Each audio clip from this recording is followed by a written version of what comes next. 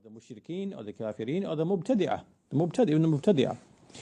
That type of close, intimate love. And he says, فَإِنِ اضْطَرَّ أَحَدٌ إِلَىٰ أَن يَتَعَامَلَ مَعَهُمْ.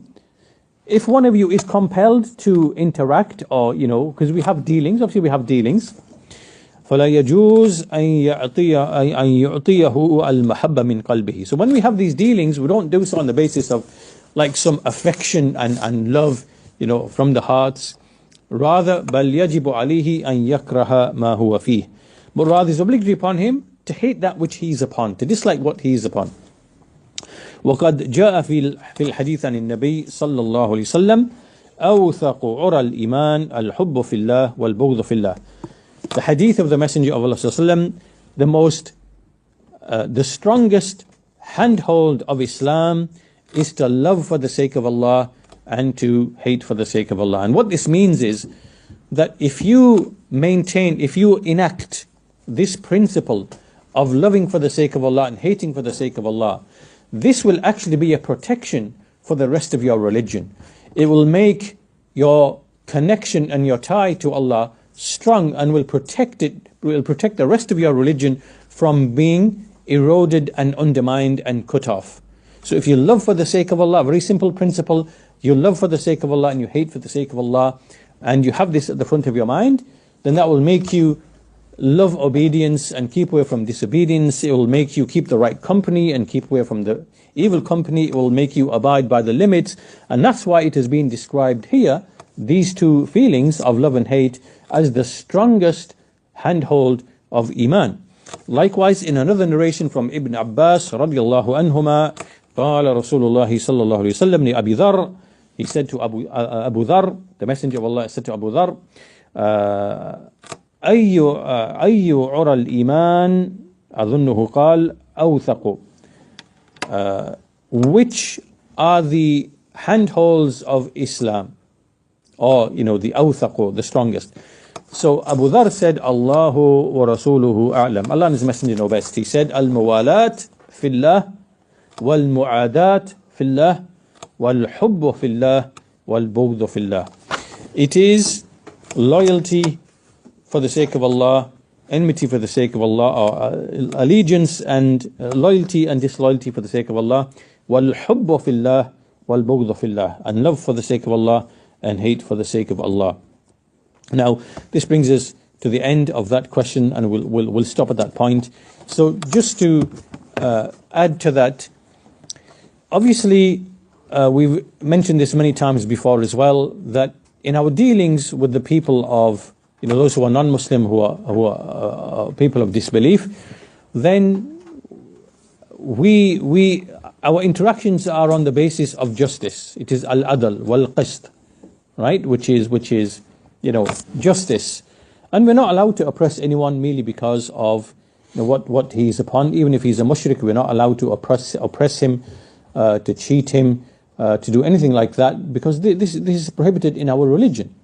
And we see in the Quran, Allah Azza wa Jal said that He does not prohibit you from those who do not fight you for your religion and not expel you from your homes, and tabarruhum, that you are benevolent and nice, to good behavior with them, and that you deal justly towards them, that you are just in your dealings with them. So this is the basis of our interaction with everybody. But we have the right as Muslims to love truth and Tawheed and the people of Tawheed and what we consider to be the truth, and the right also to hate what we dislike and consider to be batil and falsehood, right? Which is shirk and kufr and ma'asi and bid'ah and whatever else, right? So mere love and hate in itself is not like, because this is what they are trying to erase, right? Which is the issue of love and hate. But love and hate, everybody by necessity has to love and hate.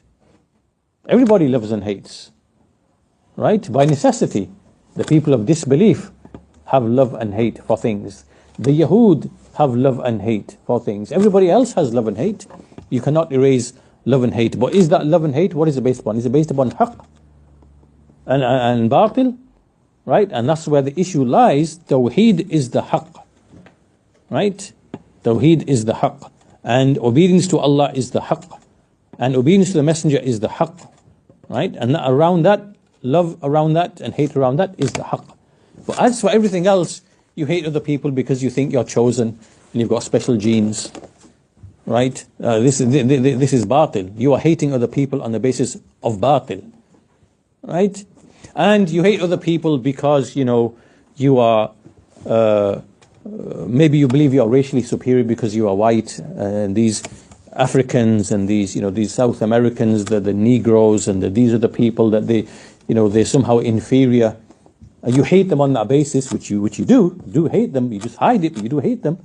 It's we're not in the racism of the 18th, 19th centuries. We're now in the racism of the 21st century, which is where outwardly you pretend to be, but really inwardly you have all these schemes and mechanisms of where you're trying to cause their birth rates to decline, and all sorts of things, right? You have that as well. You do it, but you don't say it. You have this hatred, but you don't say it. Right? You hate, you have loyalty and allegiance. Right? You have allegiance and loyalty to people who are bombing men, women and children in rubble, and you are arming them and you are supporting them. This is love, this is loyalty. This is explicit loyalty and absolute hatred of those men, women and children who are being bombed and pulverized, and they are Muslim. You have love and hatred. Of course you have it. So how can you expect? How can you demand and say, "Oh, this is extremism. This is batil. Sorry, we don't accept it for your lies and your deception, your treachery." No, right? Everybody loves and hates, and it's on display for everybody to see. And we, as Muslims, we love and hate as well. We love Tawheed. We hate Shirk. We love obedience to Allah. We hate disobedience to Allah. We love righteousness to parents. We love justice. We love prayer, we love remembrance, we love all these things because they are truth and they rectify. And we hate what is injustice. We hate usury, we hate lying, we hate cheating, we hate deception, we hate fornication, we hate adultery, we hate everything which is corrupt and filth, which degrades society. And that's our religion. So on that note, we'll finish. Walhamdulillahi Rabbil Alameen, wa sallallahu ala nabiyyina Muhammad wa ala alihi wa sahbihi ajma'in.